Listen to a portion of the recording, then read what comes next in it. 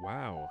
Hello everybody and welcome back to another ad hoc video. So no script, we're just going to do it on the fly. So right now it's 5:47 a.m. It is the 30th of July, right? Let me check that. Yeah, 30th of July, 2024. And this whole week has been a pretty wacky kind of week. We've been getting posts on Reddit about whether or not sugar can grow your hair. And we've been seeing articles that show the scientific research about specific sugars growing hair. And then we've seen some people post their research saying, if you eat excess sugar, then it will cause your hair loss. So we're just going to take it from the top. First, we're going to be looking at 2D-DR. And there was an article posted in a News Atlas, and essentially it talks about research from the University of Sheffield and I think Comstats in Pakistan. And they found that a particular sugar compound, organic compound called 2-deoxy-D-ribose, 2D-DR, can stimulate new hair growth. And they essentially found this in a mouse model, right? Now, in this particular mouse model, they saw that it was efficacious when they were using their treatment of a specific hydrogel complex of 2D-DR. And they actually went up against minoxidil for this particular study. And it was found that 2D-DR, at least in the mice model, was more effective, or sorry, just as effective as minoxidil. But when there was a combination for the minoxidil and 2D-DR group, they essentially found that, it did not improve results compared to the 2D-DR group itself. 2D-DR? It's kind of hard to say really fast. But it says over here, overall, the 2D-DR SA treatment was 80 to 90% as effective as minoxidil. And there were no significant gains in combining 2D-DR SA and minoxidil, suggesting that the sugar compound has a great potential as an affordable and safe alternative to current offerings. Now, we can't apply this to human biology because mice hair is just so much different, right? But it is encouraging to see that, okay, maybe there's a sort of model we can build off of this relatively safe compound, right?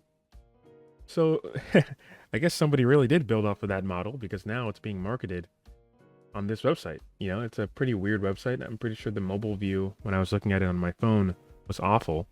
But this particular website is to sell 2D-DR, right? So we're reading the post here on this website. It says an international team of scientists from the University of Sheffield and Comstats University has found that the organic compound 2-deoxy-D-ribose, or 2D-DR, can stimulate new hair growth following 8 years of research into how this deoxy sugar could assist wound healing. Now, a lot of things that I've seen in this sort of space is that whenever there's a healing of a wound, there is usually hair growth in that particular area. And we've also seen this in some human ex vivo models. And if I'm not mistaken, you have seen this as well in some of the verteporfin pig or porcine models, where they took pig tissue and they wounded it, and then they treated it with verteporfin, and they saw that in the patches where the wound was healing, hair was growing out. So it seems like wounding and the recovery of that particular tissue, if it's a significant wound, if that wound is to be recovered in a way that is scarless, usually hair seems to come out of that wound. So it's a pretty interesting thing, and hopefully we get better human models of that. But yeah, look at this. This bottle kind of looks like a Huel. When I look at this bottle, it looks like some sort of Huel bottle, at least how it used to be in the old days. So let me show you, right? So I have this pulled up over here, the Huel bottle. I mean, they have a new design now, right? And I have to say, I really love the Huel packaging. But going back to the website, so it talks about their technology, epigenetic factors. So I guess they're just naming random shit over here. Copper peptides. So I've already made videos on copper peptides, but copper peptides seem to be useful when it comes to the maintenance of inflammatory markers in the skin.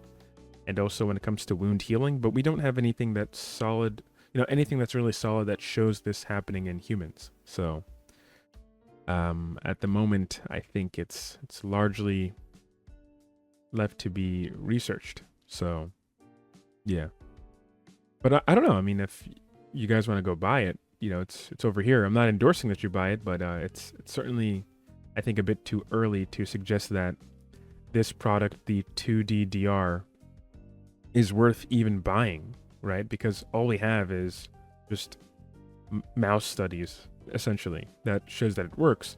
But I don't think that necessitates people using it or buying it. But there will always be people that do so. So let's see how much it costs.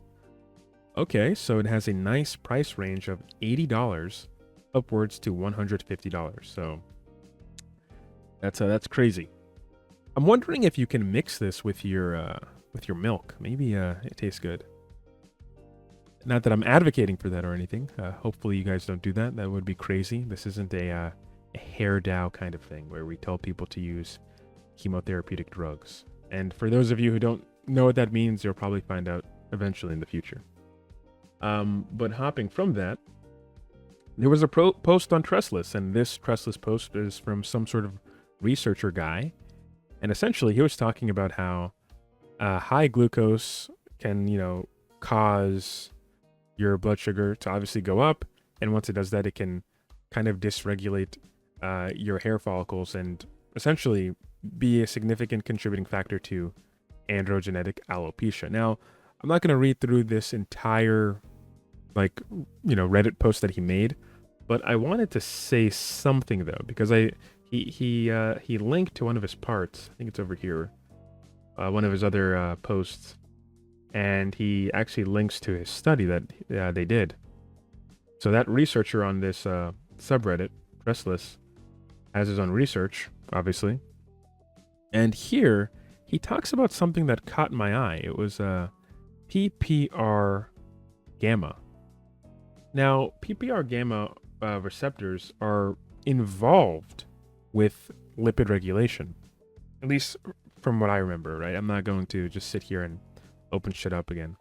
But I'm actually doing a video separate from this that focuses on these particular receptors when it comes to conditions like lichen planopilaris, because it seems as if these receptors are involved with very poor lipid production when they're mutated, essentially, and it can increase some negative aspects of human sebum.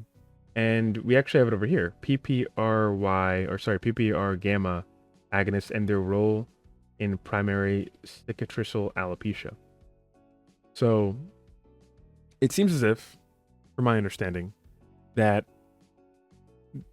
in the sebaceous glands, because of these receptors, when they're negatively modulated, they can cause sebaceous glands to produce toxic sebum. And once that happens, it can kind of dysregulate the local environment, and lymphocytes and other, immuno cells would infiltrate that particular area and essentially attack the hair follicle, attack the sebaceous gland, and cause a whole host of destructive inflammatory processes. And this would ultimately destroy the bulge, the stem cell bulge in the hair follicle, which is very important for regulating the overall hair growth, right? If this bulge is destroyed, this area of the hair follicle, due to these inflammatory signals caused by the sebaceous gland, then it would cause a scarring alopecia. Now, there's questions as if whether or not this could be influenced by diet. So I'm assuming this guy over here, this researcher from Reddit, is saying if you eat, specific foods, it can cause for that, mechanism of action to get worse.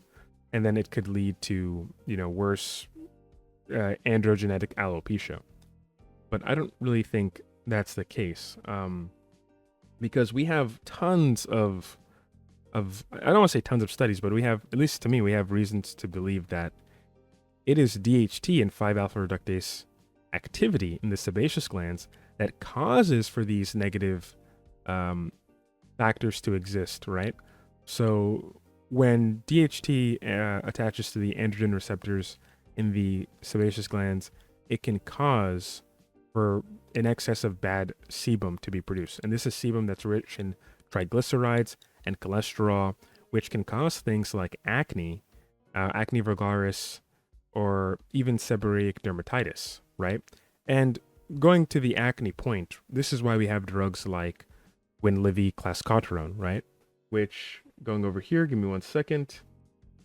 It is, yeah. So this is why we have drugs like Winlevi and clascoterone, right? Or Winlevi clascoterone, where we have an androgen receptor blocker, right? It goes into the cells of the sebaceous gland and it blocks the androgen receptor such that DHT can't bind to it. And once it does that, it's able to regulate the production of sebum.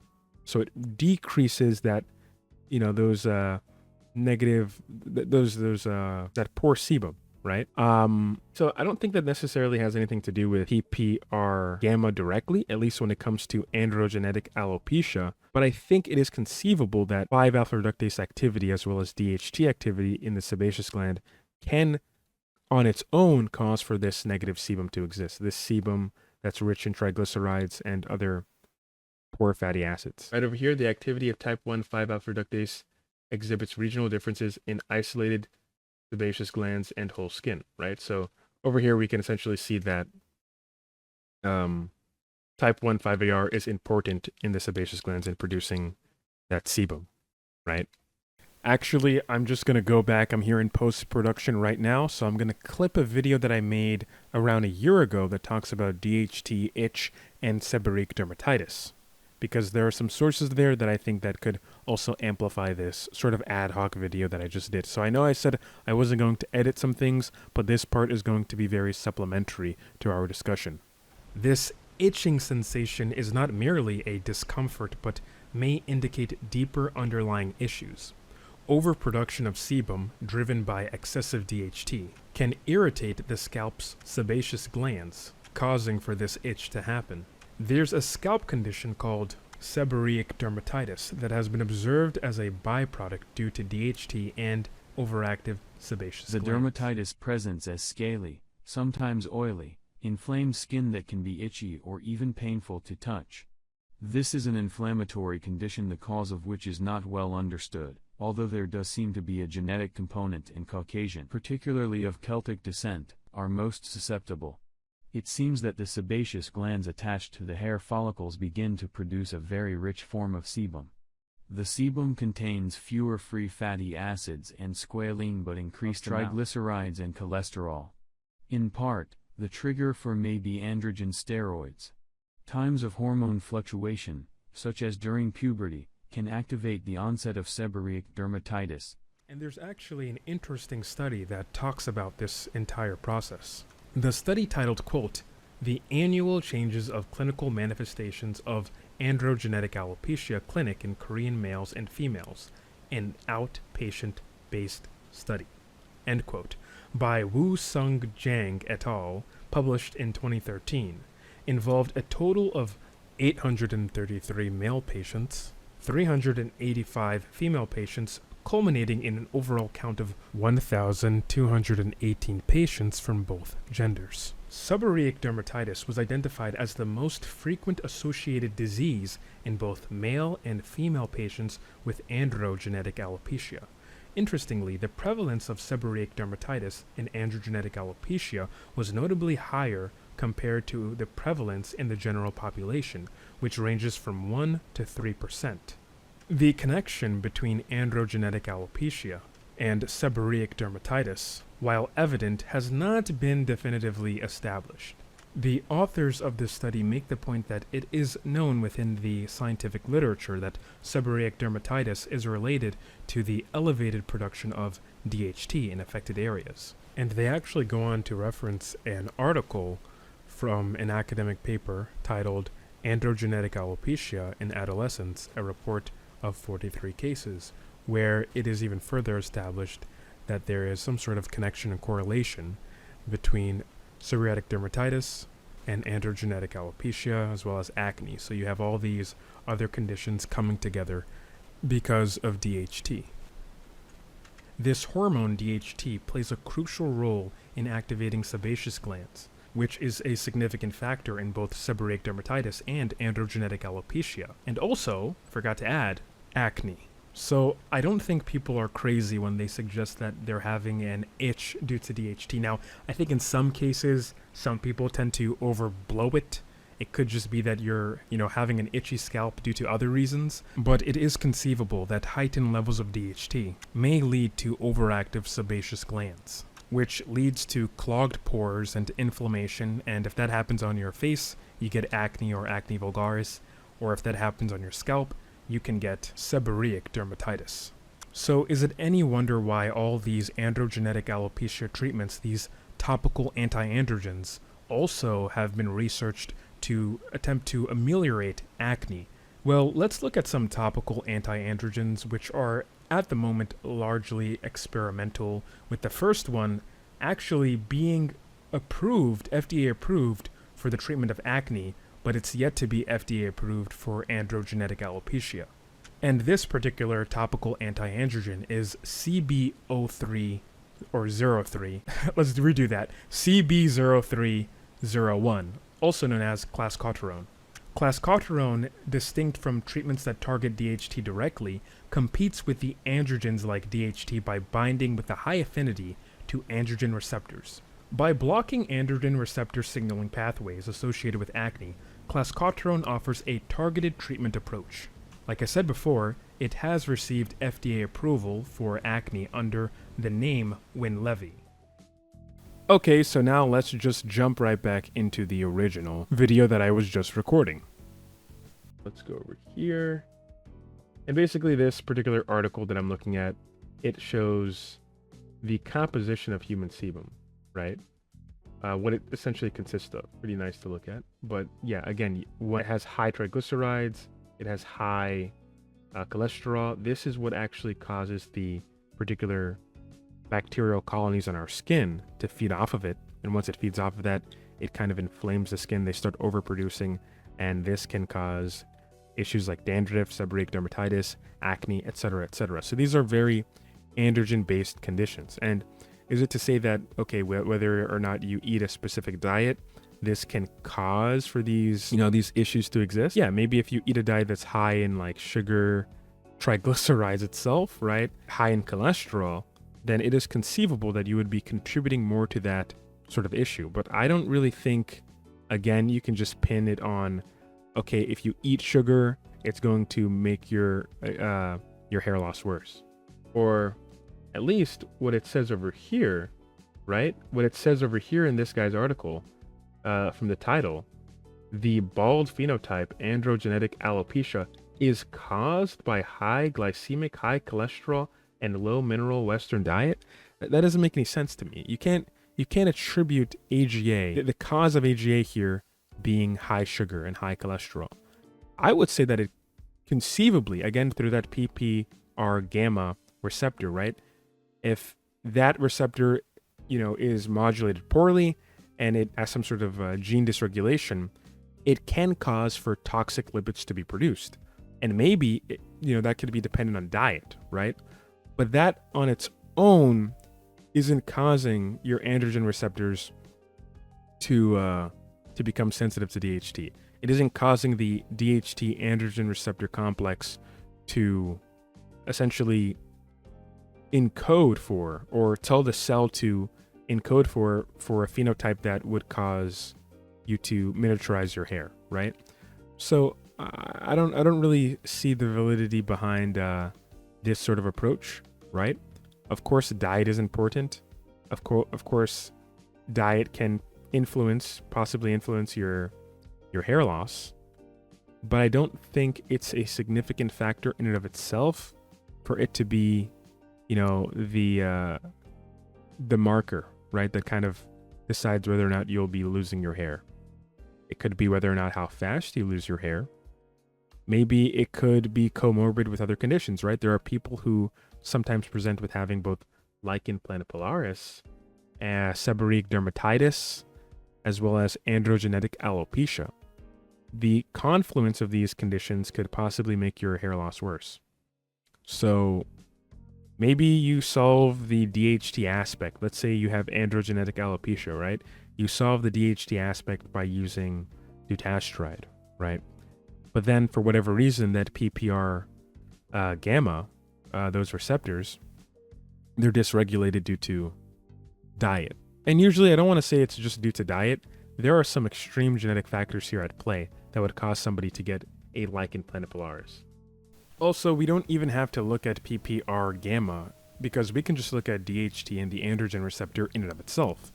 5-alpha reductase activity in the sebaceous glands increases sebum output and can cause these negative triglycerides to exist, can give us this poor sebum production. So DHT could very well be implicated in other hair loss conditions or inflammatory dermatological conditions, as long as you have the genes for it.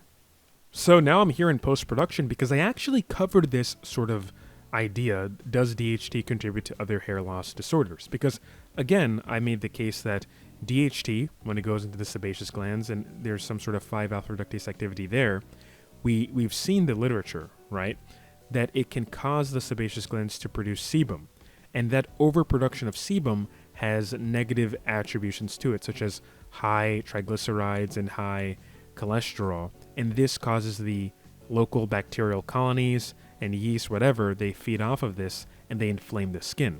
Now, also, if we're looking at the PPAR gamma receptor, if these receptors can't properly regulate the local lipids, it can cause for there to be a toxic buildup, and then we can get those sort of lymphocytic infiltrates, those macrophages, those immunocells come in, inflame the area, and essentially can destroy the hair follicle. So I'm going to snip that right in real quick, and hopefully this can further the discussion. Androgenetic alopecia has a distinct pathological process, right? This process is influenced by a combination of hormonal changes, particularly 5-alpha reductase, coming in contact with testosterone, which produces DHT. And people who have the genetics for androgenetic alopecia, when the DHT comes in contact with the androgen receptors in the hair follicles, it suppresses them and ultimately causes them to essentially die in the long term. So you have this destructive process to skin tissue or a skin structure being the hair follicle itself. Because eventually, in that area, if nothing is done to prevent that sort of miniaturization process, the hair follicle is replaced with scar tissue. Not only that, but androgenetic alopecia is often comorbid with other conditions like seborrheic dermatitis.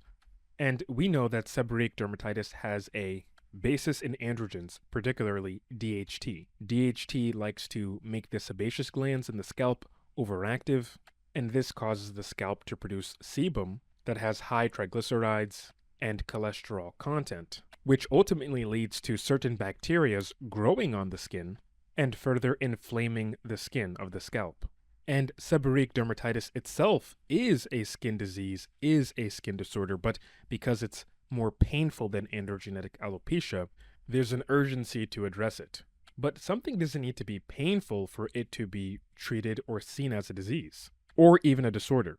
Alopecia areata is another hair loss condition, and here it's almost often painless, but it's the immune system that's attacking the hair follicles for whatever reason, and primarily it's genetics, but we're seeing the immune system destroy a fundamental physiological process of the hair follicle, which is its ability to grow hair. So because it isn't painful, are we going to say that alopecia areata is not a skin condition, is not a skin disease, is not a disease of the scalp? I don't think we say that. I don't think it's responsible to even suggest that.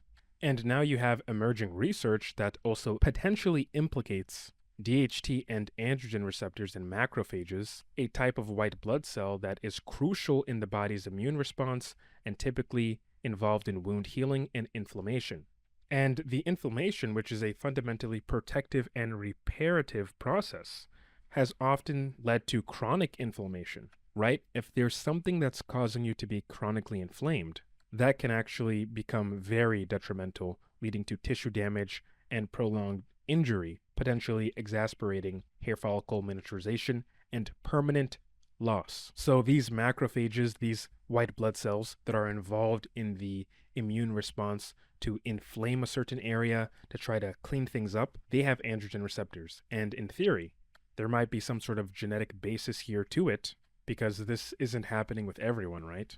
But in theory, DHT could overexcite the androgen receptors in these macrophages, causing for a runaway inflammatory response that can potentially lead to other hair loss conditions like CCCA, LLP, and much more. Even in androgenetic alopecia itself, there are inflammatory aspects that ultimately result in further damage to the hair follicle. So I'm saying all this to tell you that, hey, there's a reason why they refer to androgenetic alopecia as skin disease or skin disorder. And just because in most people there's no pain involved or associated with it, that doesn't mean it cannot be classified as so. Also, I found this particular study titled, quote, Dihydrotestosterone DHT enhances wound healing of major burn injury by accelerating resolution of inflammation in mice, unquote. And this study is really interesting. I'm not going to review it here, but it goes to show how DHT can accelerate the inflammatory process and wound healing in mice. Now, I know this is a animal model, and it's not even an animal that's closely related to humans, but for those of you who have been keeping up with the verteporfin videos that I've been putting out, and along with the verteporfin case reports and clinical trials being conducted by Dr. Barghouti and Dr. Bloxham, and also what we know about mammalian healing when it comes to wound healing and the inflammatory process with YAP signaling the S-associated protein, and even SDF1, I think we can also look at DHT being a significant factor in that excessive or fast wound repair. So it can heal wounds pretty fast or contribute to wounds being healed fast by starting the inflammatory process sooner due to the androgen receptors that exist in these cells that are responsible for wound healing. So that would be the fibroblast, the macrophage, neutrophil, monocyte, B cell, T cell, all these things that DHT can potentially upregulate and cause for inflammation, proliferation, and remodeling, which ultimately results in fibrosis. So I know this is a bit out of the topic of the video, but I have to address it here. If we're going to use verteporfin to reverse fibrosis or scarring that has occurred on the scalp, and even to bring back and restore miniaturized hair follicles, I think we do have to address the microenvironment that exists in that particular area. And that would be DHT. We want to reduce DHT as much as we can in the scalp so we can potentially control those runaway inflammatory responses that may be caused by DHT. So yeah, I have to just put that in there. Maybe I'll cut this out and upload this as its own video. If this is uploaded separately, this is coming from my response to Bald Cafe's video that addresses the hair loss industry, essentially playing on people's fears. And once again, now going back to the video that I just recorded today, let us return. But likewise, there are, environmental factors. And one environmental factor would be that factor of diet, right? So I guess I say all this to say that just consuming sugar on its own isn't going to cause hair loss, right? But there are conditions in which it can make things worse, right? If you have that sort of genetic and environmental, sensitivity to it, right? So again, this is a really good review. I'm going to look at it later for my work that I'm doing on Dupa, but I just thought I would make this video and share it real quick to you guys. And I just want to say thank you guys so much for the support. I really, really appreciate it.